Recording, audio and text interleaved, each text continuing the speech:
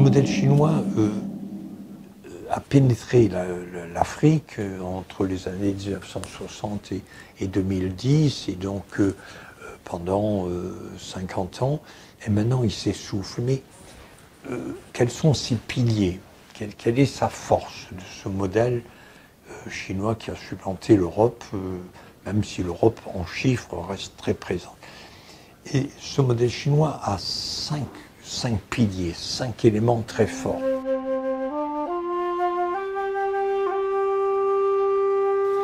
Le premier pilier, c'est le narratif.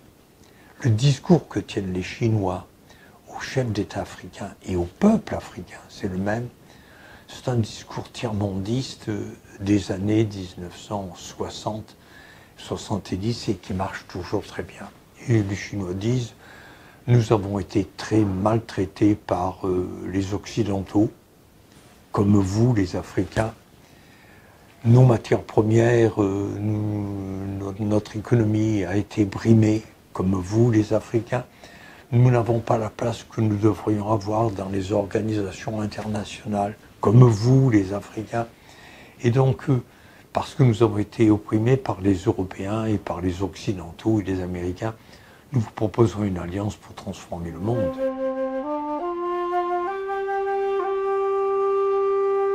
Le deuxième élément de la puissance des Chinois, c'est la façon dont ils pénètrent l'économie par les prêts. Les prêts. Les Chinois n'investissent pas en Afrique. Les Chinois ne font pas de subventions en Afrique. Non, non. Ils font des prêts rapides et massifs. Et ces prêts des Chinois étaient très vicieux, contraires aux règles de l'Organisation mondiale du commerce. C'était des prêts liés à des contraintes très fortes.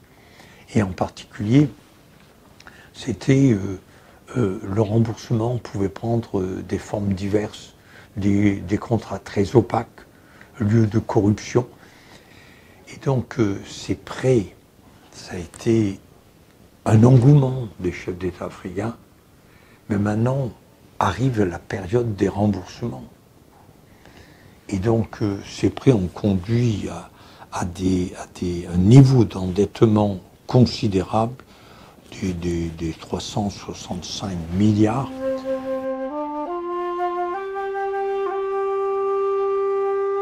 Le troisième pilier, c'est les infrastructures physiques.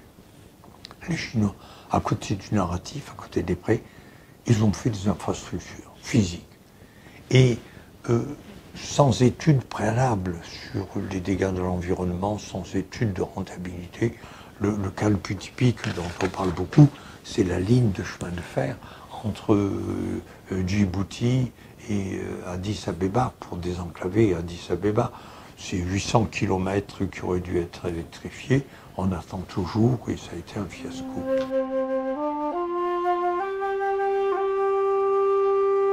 Le quatrième pilier de leur puissance, c'est la construction de zones économiques spéciales.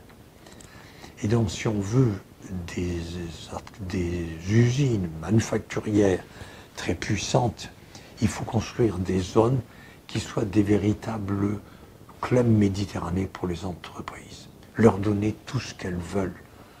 L'accessibilité au chemin de fer, leur donner des terrains, leur produire des constructions, leur donner une main-d'œuvre formée.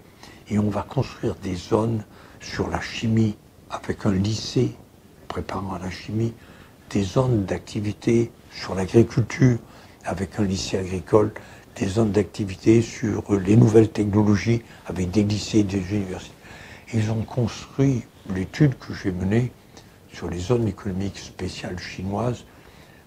C'est à peu près 350 zones économiques spéciales chinoises où se rassemblent toutes les économies externes pour aller à la conquête du monde.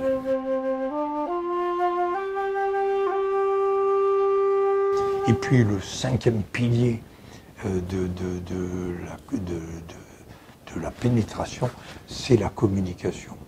Et donc, ils ont une communication extraordinaire évidemment, c'est un système centralisé qui a ses sociétés de com, alors que nous sommes 27 pays européens, on ne sait pas faire cela.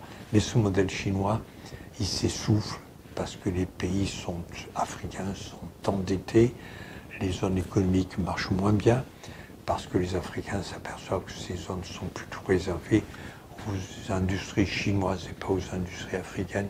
Et donc, il y a, avec la crise du Covid, le compactage des chaînes de valeur, le retour de la proximité et l'essoufflement du modèle chinois, il y a une opportunité pour eux aller vers l'Afrique et leur dire, nous, Européens, on vous propose un nouveau deal.